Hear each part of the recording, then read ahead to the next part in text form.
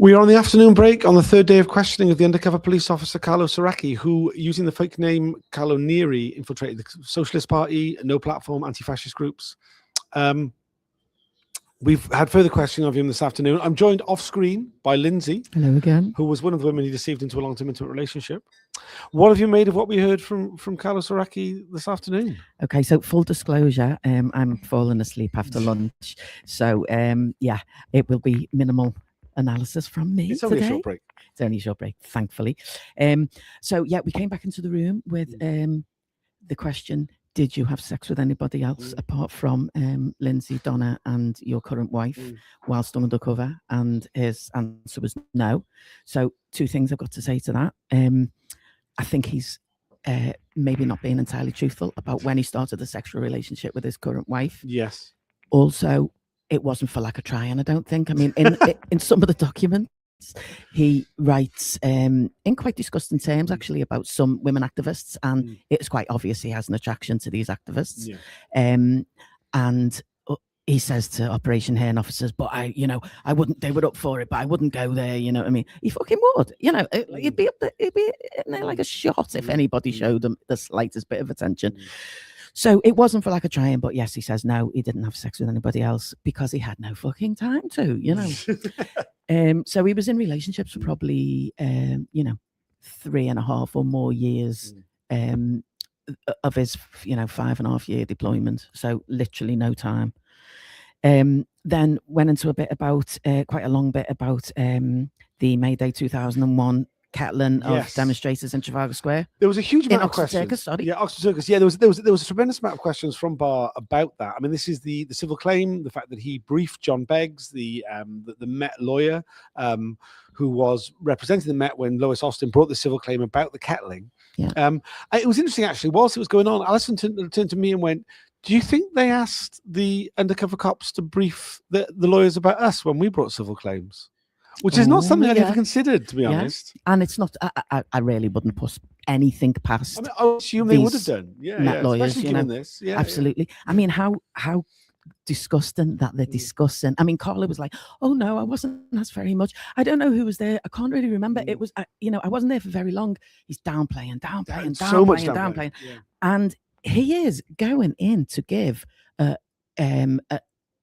counsel the evening before. Was this the evening before? It was the day before. Yeah. The cross-examination. Cross-examination of Lois. Information which would actually get her to lose her cool on the stand, which would reflect badly on her. So I mean, it's absolutely vile. Lois said the other day she was questioned really harshly, and it did rattle her. She was a young woman, new parent, fairly new parent. You're not at the top. Lois is always at the top of the game. I don't know what I'm talking about. Lois. Hang on. No matter what his situation is, she's always at the top of the game. But being questioned really, really aggressively is going to get you slightly rattled. You know what I mean? No matter. Well, what was something I really took out from that was it was based. The reason he was being questioned so specifically on it, about this comment about things that would wind her up, was based on the handwritten notes that appeared from the Operation Hearn interview that he had to give in 2013, I think. Yeah.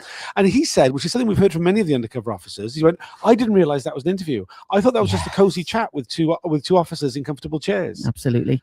And I mean, that's a mix. The things I've seen of what was said to Hearn, it's a mixture of like banter and lies, loads of lies, loads and loads of lies, but actually some truth. Yeah.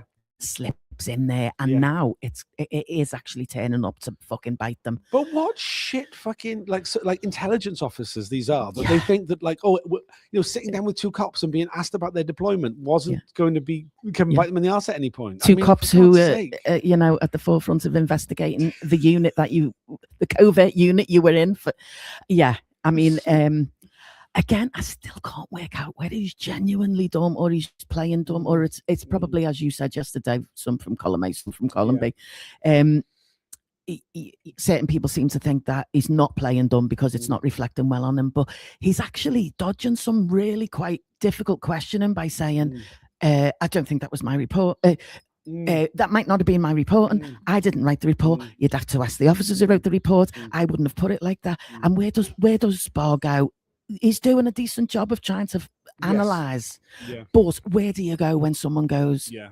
I don't know, I can't remember, I didn't say that, they've misinterpreted it? I mean, there's been a few weird ones. I mean, like, there was one report there which was looking at the role of Socialist Party members in trade unions. Yeah. And that's something which is like supposedly they weren't interested in, the spying on the trade unions. Here's a massive report on it. Absolutely. But it includes saying that, you know, the Socialist Party wanted a communist or socialist state. You went, oh, that can't have been me because I would have never used the word communist. I'm like, and you didn't understand anything about socialism. Yeah, but the idea that somehow that I mean, it can't have been then. Yeah, can't have been then, Carlo, because the word communist is in it, and you don't have to spell that word or something. I don't know what. Yeah, he's basically just not being at all transparent. He's given very little away. He's denying things. So it is really hard to pin him down. Like that rent book thing yesterday, I really thought that was going to be a moment. But he fumbled his way. He bumbled and fumbled his way through it. I mean, I think it's fair to say that neither Barr nor Mitting believe the word. That's true. I mean? That's true. True. His suggestion that somehow the back office was the one who forged the signatures. I mean, like, come on. I mean, even if it was, that's still pretty. Yeah. And I mean, so, he's setting himself up for his managers to be not a fan of his at all, isn't he? Absolutely. So we just keep saying, you know, ask such and such when they come to give evidence. You better ask such and such. You know what I mean? So, I mean, such and such are just going to deny all knowledge, aren't they? Absolutely. You know what I mean? So you've got one party denying, the other party denying, and it is, it's who you believe. But I still maintain, and people will say, "Don't be stupid. You can't judge on this." He has a lying face. He has a demeanor which he adopts when he lies, and occasionally I'm kind of going, "That's it," you know. Yeah.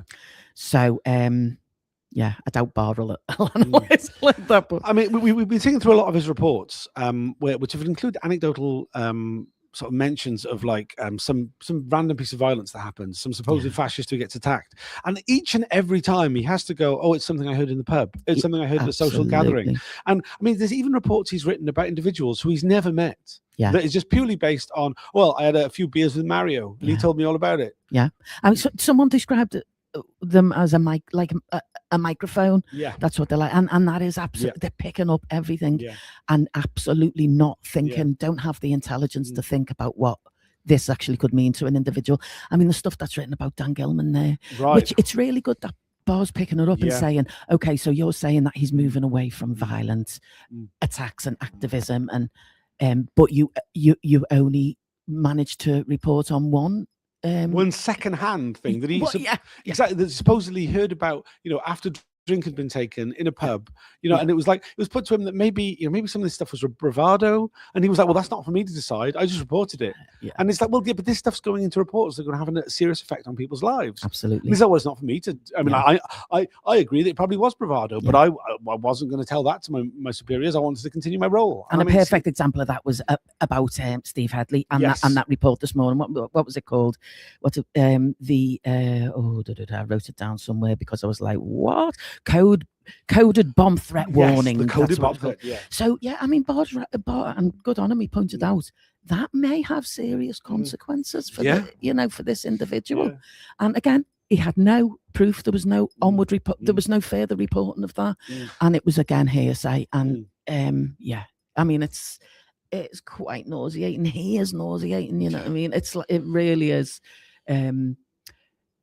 The inquiry, I don't know how satisfied they're going to be by any of this, whether they've already made their mind up, but it is, he's ridiculous. There always comes a point in the week when it's an undercover officer week where you just feel like, oh my God, I want to wash this man out of my fucking eyes. Like, and because you really do feel when you're spending day in, day out in the same room where the majority of the things that you're hearing are from this person, you feel sick, absolutely, for a while. And I mean, like for you, particularly obviously with your history with this odious character, well, it's been quite useful, the fact that any tender feelings I ever had towards him are absolutely expunged.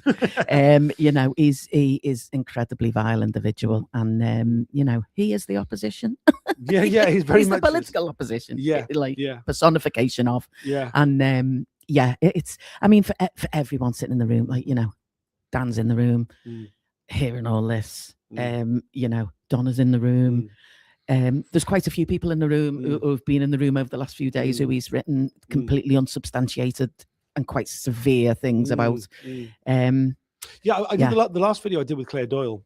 from the Socialist Oh, Party. you did. I'll watch that later. Yeah, and she was saying that, you know, like so she remembers him being this jolly fellow who like brought wine for the fundraisers they did, and we used to do all the cooking for these Italian nights they would do as fundraisers. And she was like she said, you know, he didn't seem that interested in the politics, but he was very keen on the social. And Absolutely. and we're really getting this impression from someone who was just hanging around the pub, hanging around the socials, just listening into any drunken chat, and then just verbatim saying all of that to his managers. Yeah, like it has some great significance. Yeah, and you know, that's what he was like. That's why people liked him. He was like he was absolutely like the entertainment committee. You know, he'd make his own alcohol, he'd make cakes, he'd make. Well, I didn't particularly like his food, I must admit, but anyway, but he did make food for people. He was, you know, and then someone said, how scary that there's this nice, relatively silent person in the company who was actually reporting everything back. That's actually quite freaky. Yeah. You know.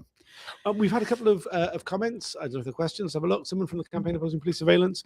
The disbanding of No Platform, his managers exaggerating his influence, but the direction of exaggeration is interesting. They clearly regard the group's existence as illegitimate in itself, and its disbanding as intrinsically desirable, no matter what they were actually up to.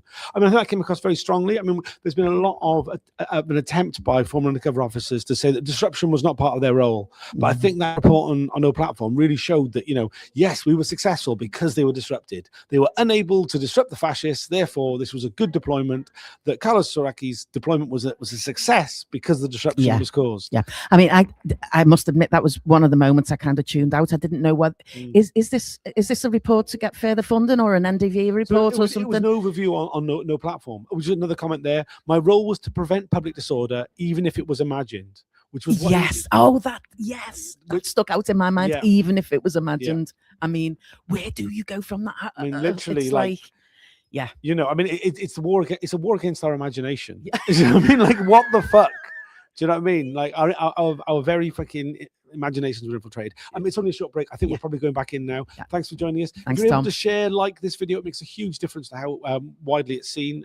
We're reporting for the rest of the day, and I'll do another video at the end of the day. Please join us then. Please share and like. Tom's working really hard.